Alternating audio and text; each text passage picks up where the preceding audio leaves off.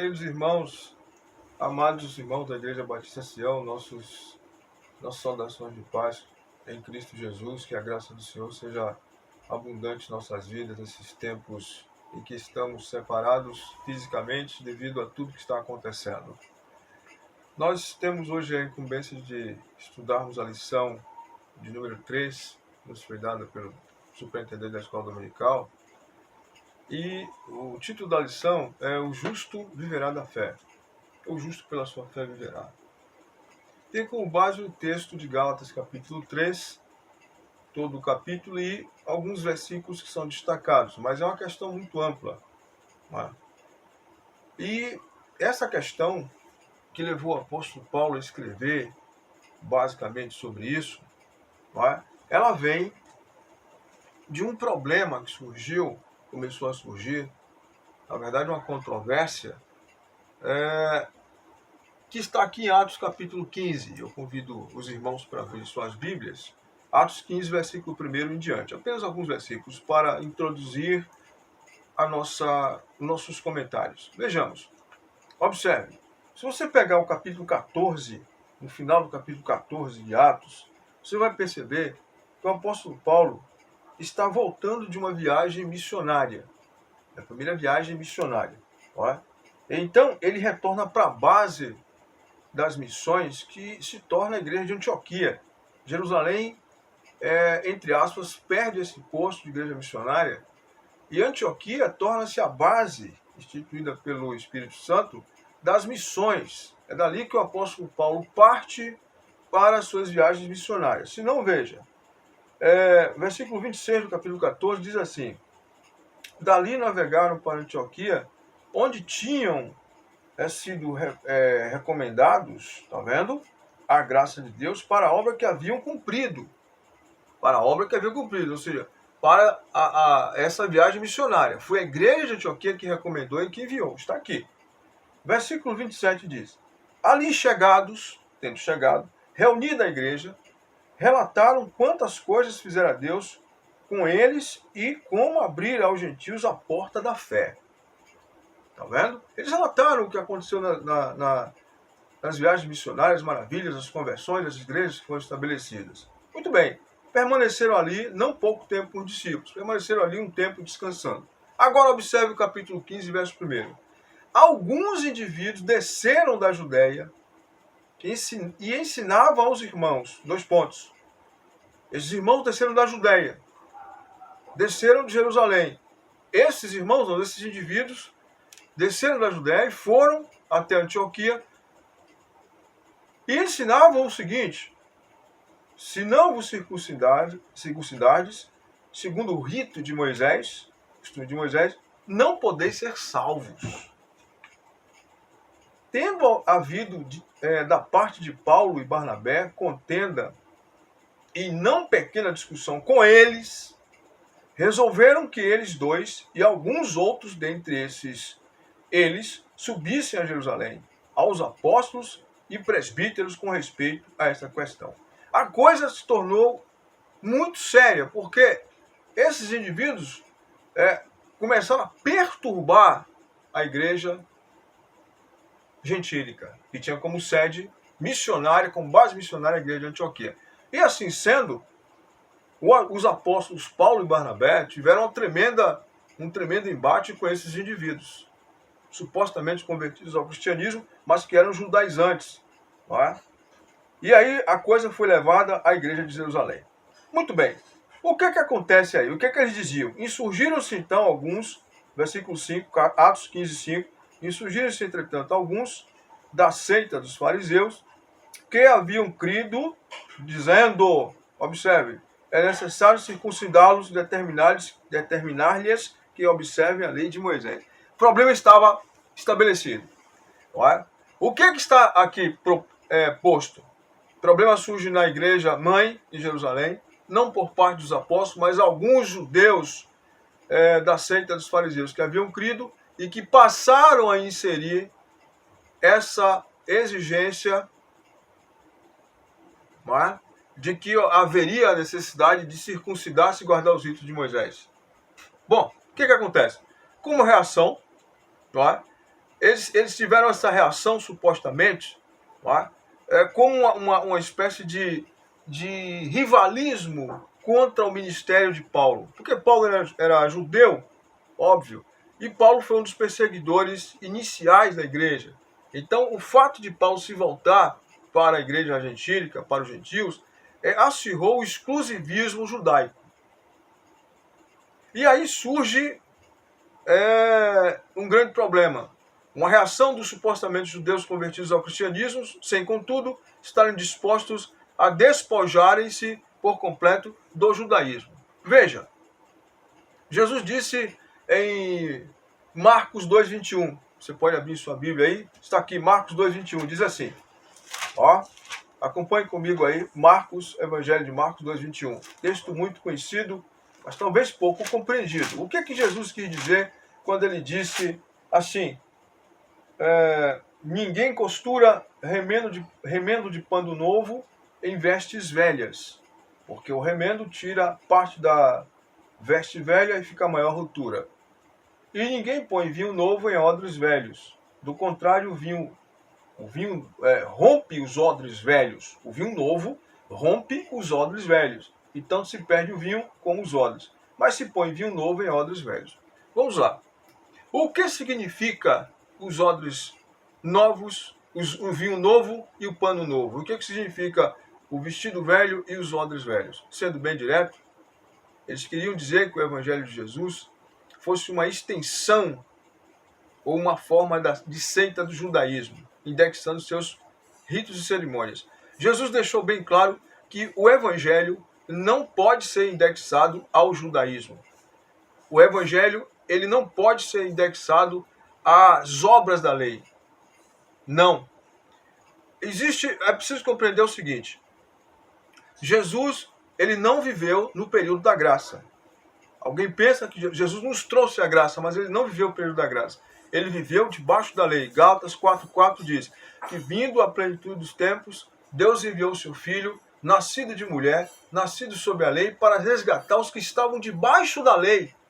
Jesus nasce debaixo da lei. Jesus é apresentado no templo em Lucas 2,21, Lucas 2,21 e 22, e Maria e José apresentam e oferecem a oferta conforme disposto na lei. Uma pombinha, 2 olinhas ou uma pombinha. Ele opera seu ministério debaixo da lei. Quando ele cura aquele leproso, ele manda que o homem se apresente ao sacerdote, conforme está escrito na lei de Moisés. Mateus 8, de 1 em diante. E ele morre debaixo da lei. Ele morre debaixo da lei, cumprindo o que está escrito na lei, porque está escrito, maldito todo aquele que for dependurado no madeiro. Gálatas 3,13. Fala sobre isso. Um texto que está lá em Deuteronômio. Aquele que fosse morto não podia permanecer até o final do dia, porque ele é considerado maldito de Deus. Então Jesus, ele veio cumprir a lei para nos libertar da justa exigência da lei. Ou seja, para que a justa exigência da lei, melhor dizendo, se cumprisse em nós. Porque nós, por nós mesmos, pelas nossas obras, pelo esforço próprio, jamais teríamos condição de cumprir as exigências da lei. Jamais. É o que está em Romanos, no capítulo 8, quando o apóstolo Paulo diz, portanto, agora, nenhuma condenação há para os que estão em Cristo Jesus, que não andam segundo a carne, mas segundo o Espírito. Porque o Espírito de vida em Cristo Jesus, observe, já me livrou da lei do pecado e da morte. Porque a lei do Espírito de vida em Cristo Jesus te livrou da lei do pecado e da morte. Porquanto que for impossível a lei, visto que estava enfermo pela carne, isto Deus fez enviando seu Filho em semelhança da carne, isto é, no corpo humano, na natureza humana perfeita, não pecaminosa. E no tocante ao pecado, e com efeito ao pecado, Deus condenou na carne de seu Filho o pecado. Deus envia o seu Filho no campo do inimigo, vestindo as vestes do ser humano pecaminoso, para derrotar o inimigo em fraqueza, a fim de que o preceito da lei, ou seja, a justa exigência da lei, versículo 4 de Romanos 8, se exigisse em nós. Que não andamos segundo a carne, isto é, segundo as obras da lei, segundo as obras do esforço próprio, do mérito próprio, da justiça própria. É o que eles estavam querendo introduzir nas igrejas. É um retrocesso, não é? Mas segundo a lei do Espírito. A lei do Espírito aponta para a fé em nosso Senhor Jesus Cristo e nos méritos dele de forma exclusiva. Foi isso que Jesus quis dizer. Não há associação entre a graça e a lei. Não há associação entre o evangelho e o judaísmo. Entre a graça e o judaísmo. A graça nos dá condições de obedecermos a lei porque confiamos no Filho de Deus que a cumpriu por nós. E somos levados a obedecê-la não por esforço próprio, mas pelo Espírito. Pelo Espírito. A lei, ela continua vigorando como algo a ser obedecido, mas não por esforço próprio, mas pela graça do Senhor Jesus Cristo, confiando nele, e pelo Espírito de vida em Cristo Jesus que nos foi dado. A graça está, logicamente, a graça e a verdade, elas andam juntas, mas Jesus nos dá a graça para termos condição de obedecermos a sua lei, a sua palavra, mas confiando nele que a cumpriu por nós. Sendo bem direto, como já falamos, eles queriam que o evangelho fosse uma forma de extensão ou uma seita do judaísmo, indexando seus ritos e cerimônias. Esse era o grande desafio do cristianismo e do evangelho de Jesus, que Jesus deixou na mão dos apóstolos. Era um grande desafio. Decidir se iria obedecer ao Senhor Jesus e seguir seu trajeto independente, sem nenhuma associação ao judaísmo, ou se seria um braço do judaísmo, ou seja, uma seita do judaísmo, uma extensão do judaísmo. A discussão surge por parte dos perturbadores judaicos cristãos de Jerusalém, que se espalha para as igrejas dos gentios, a fim de desestabilizar o ministério de Paulo. Observe, Paulo em Gálatas 1, versículo 7 e a seguir, 8 e 9, diz o seguinte, acompanhe comigo aí. O qual não é outro senão que alguns que vos perturbam e querem perverter o evangelho de Cristo. Versículo 8, 1:8. Mas ainda que nós mesmos, ou um anjo do céu vos pregasse outro evangelho, além do que nós já vos pregamos, seja anátema, isto é, seja amaldiçoado. Como antes temos dito, e agora novamente vos digo, se alguém vos pregar outro evangelho, além do que já recebeste, seja anátema. Ou seja, qualquer adição à forma de evangelho que Jesus nos ensinou e que os apóstolos, especialmente Paulo, nos legou, seja anátema. Qualquer adição, ritos da lei, guarda de dias, cerimônias, observação de alimentos, como adição, como adendo, como algo a ser acrescentado à nossa salvação, pressupondo ou supondo ou sugerindo que a salvação em Jesus está incompleta, imperfeita ou é impotente para ser totalmente realizada. Por meio desse ensino pervertido, esses perturbadores queriam dizer o seguinte, que os crentes gentios, convertidos ao Evangelho, vivessem de acordo com a lei mosaica. Olha o que Paulo diz, refutando o pensamento deles em Gálatas 5:1. Para a liberdade, Cristo nos libertou. Permanecei, pois, firmes, e não vos dobreis novamente a um jugo de escravidão. Ou seja, o Evangelho de Jesus Cristo é a nossa libertação, tal qual nos foi entregue. Seguir esse tipo de evangelho, esse tipo de rito, de observâncias, é um retrocesso e é voltar ao jugo da escravidão. Portanto, o evangelho não pode ser um tipo de escravidão diferente das outras escravidões que os homens experimentam nesse mundo. E há muitas igrejas, muitos homens, muitas denominações, que transformaram o evangelho numa espécie de escravidão. Introduziram tantas coisas no evangelho que prendem as pessoas a seus ritos, a suas obrigações, a seus dogmas, a seus costumes, que as pessoas estão mais preocupadas em obedecer a esses costumes do que propriamente viver a vida cristã em Cristo Jesus, que é dirigida pelo Espírito de Deus. Porque todos que são guiados pelo Espírito de Deus, esses são filhos de Deus. Então, o Evangelho nos liberta do jugo da escravidão. Ritos, cerimônias, observância de dias, de alimentos, tudo isso era voltar e é voltar ao jugo da escravidão. Seguindo, Paulo diz, em Gálatas 5:2, eu, Paulo, vos digo, se vos deixardes circuncidar, Cristo de nada vos aproveitará. Cristo de nada vos aproveitará. Ele prossegue dizendo, e de novo testifico, versículo 3, que a todo homem que se deixa circuncidar, passar pelo rito da circuncisão, que está obrigado a guardar toda a lei. Olha que situação. O indivíduo que se circuncidasse, sob o pretexto de adicionar isso à salvação, voltava atrás e estava obrigado a guardar toda a lei. Exigiu que os crentes gentios, esses pervertedores e perturbadores da igreja gentílica, diziam o seguinte, exigiu que os gentios guardassem meses, dias e anos, costumes judaicos. Isso está em Gálatas 4:10. Você pode ver, guardais dias, meses e anos. Guardais dias, meses, tempos e anos. Receio de vós que eu tenha trabalhado em vão. Guardais dias, meses e anos. Observe, a graça nos libertou de tudo isso. Quando Jesus disse está consumado, ele nos libertou de tudo isso. Passado o sábado, passado a lei, passado o Antigo Testamento. O Antigo Testamento hoje é regido pelo Novo. O Antigo Testamento é regido pelo Novo. Nós não precisamos dos ritos do Antigo Testamento. Nós não precisamos oferecer um cordeiro por cada família.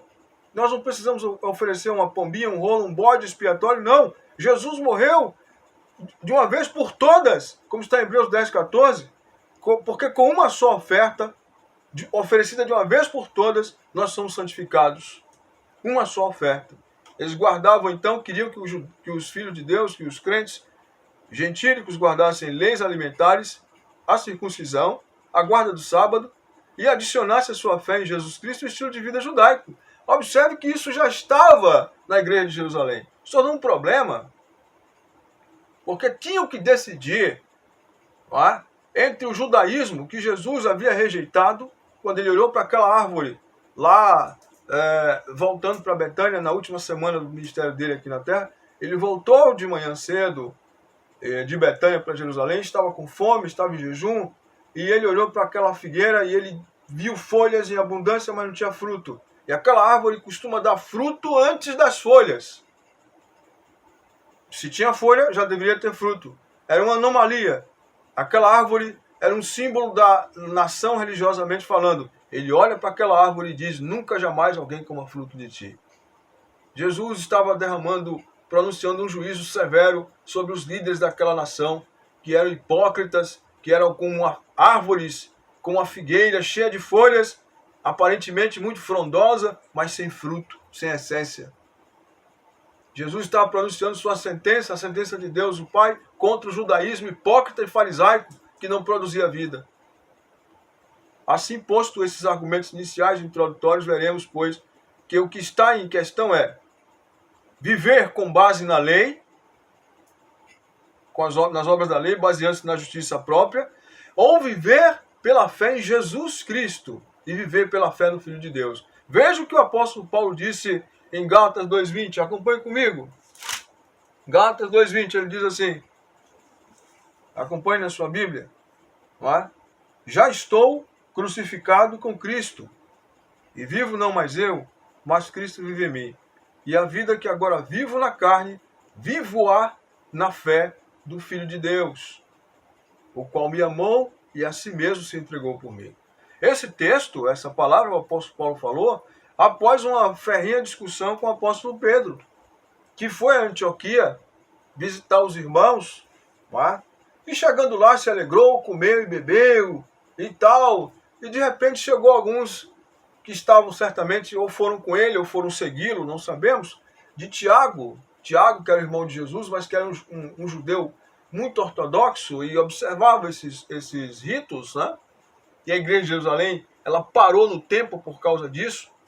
Ela parou, deixou de ser uma agência missionária, deixou de ser aquela bênção que ela era inicialmente. E quando eles chegam e Pedro observa a chegada desse pessoal da parte de Tiago, Pedro então começou a agir dissimuladamente. Pedro começou a sair, se esquivar, Barnabé também, com medo. Olha o que vão dizer de nós, certamente pensando, nós estamos aqui com os gentios comendo a comida deles, e vão detratar isso. Aí Paulo, vendo aquele comportamento dele, resistiu na cara. Não é? E ao final, Paulo apresenta toda a argumentação e diz: Pedro, já estou crucificado com Cristo, e vivo não mais eu, mas Cristo vive em mim. Ou seja, eu vivo pela fé no Filho de Deus.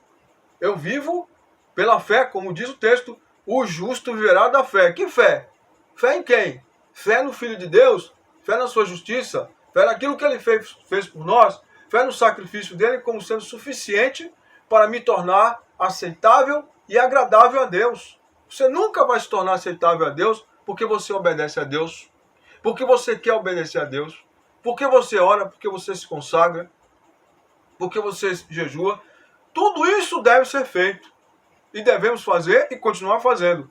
Mas fazendo em Jesus, sabendo que nós somos aceitáveis a Deus, não é porque fazemos isso. É porque em Jesus, Deus olha para nós, alguém já disse, com a lente de Jesus Cristo na frente. Ele nos vê, ele vê Jesus em nós.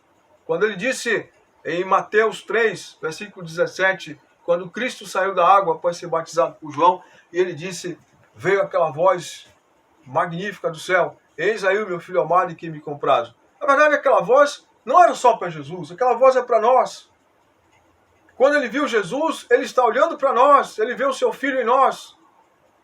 E se o seu filho está em nós, aquela voz é dirigida a nós também. Eis o meu filho amado em quem me comprazo. Porque Deus não vê os meus defeitos e os seus, ele vê Jesus Cristo em nós. Aleluia. É evidente que pela lei ninguém é justificado diante de Deus, porque o justo viverá da fé. Gálatas 3:11, Gálatas 3:13 diz, Cristo nos resgatou da maldição da lei, fazendo-se maldição por nós, porque está escrito, maldito todo aquele que for pendurado no madeiro.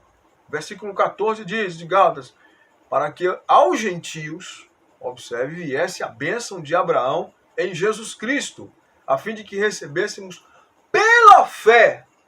Olha a fé de novo aí, fé salvífica, fé exclusiva em Jesus Cristo, a fim de que recebêssemos pela fé a promessa do Espírito. Gálatas 3,14. Testificando, Paulo, a pregação de Paulo era essa, confiança exclusiva, fé exclusiva em Jesus Cristo. Voltar-se para Deus, mas colocar a fé exclusiva em nosso Senhor Jesus Cristo. O que ele disse? Aqui, testificando tanto a judeus como a gregos, o arrependimento para com Deus e a fé em nosso Senhor Jesus Cristo. Atos 20, 21. Atos 20, 21. Testificando a judeus, tanto a judeus como a gregos, o arrependimento para com Deus e a fé em Jesus e no Senhor Jesus. O Evangelho de Paulo, isto é, sua concepção do Evangelho de Jesus, ensinava aos discípulos a abrirem mão de tudo, inclusive de sua confiança nas obras da lei. Caminho esse trilhado pelos escribas e fariseus, o sinédrio, judaísmo, enfim. Os gentios, pela fé, sem as obras da lei, alcançaram fé salvadora. Ou melhor, foram alcançados por uma fé salvadora. Israel, que buscava a mesma justificação, contudo não a alcançou, pois não buscou pela fé, e sim pelas obras. Israel, que buscava esta mesma justificação, não alcançou. Por quê? Porque buscou pelo esforço próprio, pela justiça própria. Não buscou com fé, baseando sua fé exclusivamente no Salvador, no Senhor Jesus Cristo, mas buscou baseado no esforço próprio, as obras. Tá? O apóstolo Paulo fala isso na sua carta aos Romanos, no capítulo 9, versículo 38 e 32. Buscou sem entendimento. Né? E no capítulo de número 11, aqui de Romanos, ele fala isso também. Ele diz assim, capítulo 11, versículos de 1 em diante. Portanto, pergunto, pois, Deus terá, porventura, rejeitado o seu povo? De modo nenhum, porque eu também sou israelita da descendência de Abraão, da tribo de Benjamim. Deus não rejeitou o seu povo, a quem de antemão conheceu. Ou não sabeis que a Escritura se refere a respeito de Elias, como insta Deus contra Israel, dizendo: Senhor, mataram os teus profetas, arrasaram os teus altares, e só eu fiquei, e procuram tirar minha vida? Que ele disse, porém, a resposta divina? Que foi que a resposta divina lhe disse? Reservei para mim 7.000 joelhos que não se dobraram diante de Baal nem o beijaram. Observe. Assim, pois, agora, no tempo de hoje, sobrevive um remanescente segundo a eleição da graça. É aqui que queremos chegar, a eleição da graça. E se é pela graça, já não é pelas obras da lei. Do contrário, a graça já não é graça. Permanece um remanescente em Israel, segundo a eleição da graça. O mesmo critério que Deus usa com o mundo gentílico, Deus usará com Israel. Salvação pela graça. Por quê? Se é pela graça, versículo 6 de Romanos 11, e se é pela graça, já não é pelas obras da lei. Obras aqui se refere à lei. Obras da lei. Observância da lei sem a fé em Jesus Cristo. Do contrário, a graça já não é graça.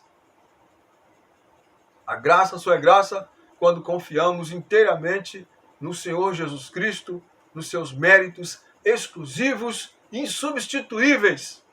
O apóstolo Paulo diz: porque há um só mediador entre Deus e os homens, Cristo Jesus, homem. 1 Timóteo 2, versículo 5. Um só mediador. Ele é aquele que tem méritos exclusivos, insubstituíveis. E devemos viver pela fé no que ele fez por nós. Alguém já disse que nós somos salvos, os profetas do Antigo Testamento, os santos, eram salvos olhando para trás.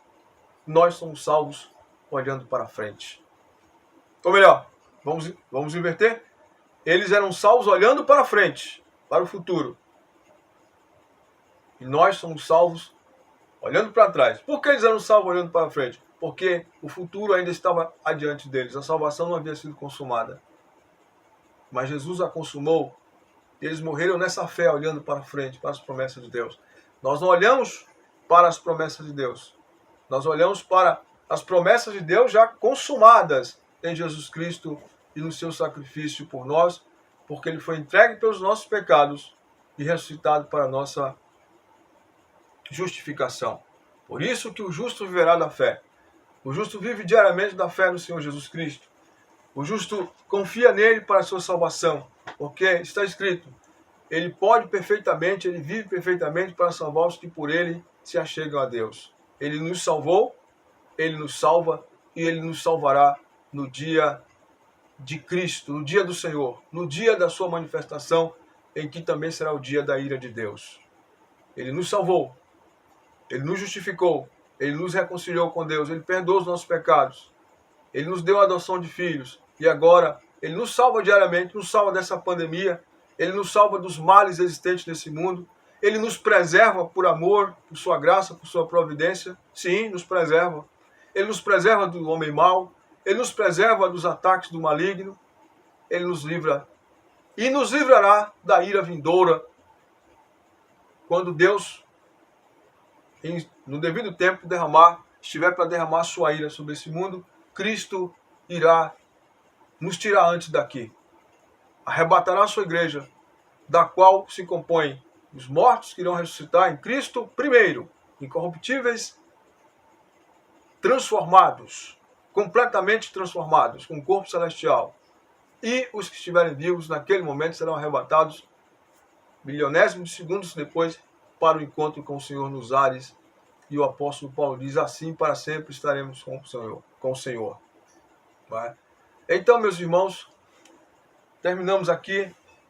Esperamos que tenha sido abençoadora essa ministração, mas eu gostaria de encerrar dizendo o seguinte: meus irmãos, esse tempo de profunda crise mundial que abala não só o mundo, mas que atinge também a igreja, pois todos nós estamos impedidos de nos reunir, faz-nos lembrar o seguinte: todo período de escassez, todo período de julgamento, todo período de crise, todo período de disciplina severa, como foi a que Israel sofreu no Antigo Testamento, como Judá sofreu no Antigo Testamento, ao ser sentenciado por Deus a passar 70 anos na Babilônia, longe de sua terra, longe do culto, longe da leitura da lei, longe de tudo aquilo que eles haviam desprezado, que os profetas de Deus haviam anunciado.